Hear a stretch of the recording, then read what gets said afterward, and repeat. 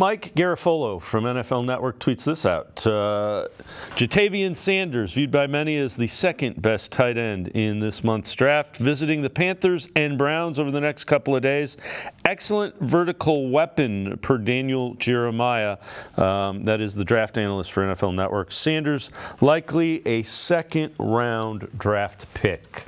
So, Casey, we were talking about it. Sanders, he's intriguing. I have seen him a lot, and he's almost more like a hybrid. He runs pretty well for a tight end.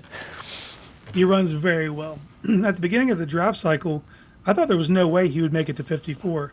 But as things kind of unfold here, it looks like he might be in that range. And just to put it in perspective, like it's not too dissimilar from where David Njoku was coming out of Miami. Tremendous receiving threat, can give you vertical stuff, but wasn't much of a blocker.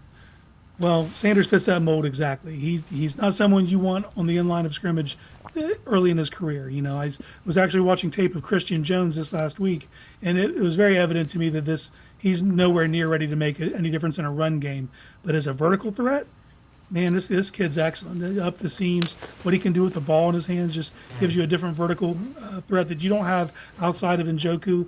I think if you can get a player like that and understand that you're going to work him in certain personnel groupings, not someone you're going to count on for a huge role, but he can make a difference. He can make a difference as a rookie because of what he can do vertically.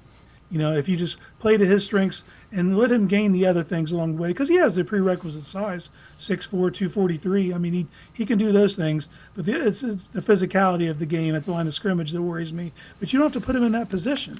You don't.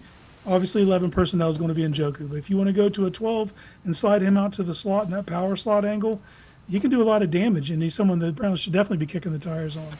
Yeah, and when Watson is playing well, tight end seam routes are things that he hits pretty well.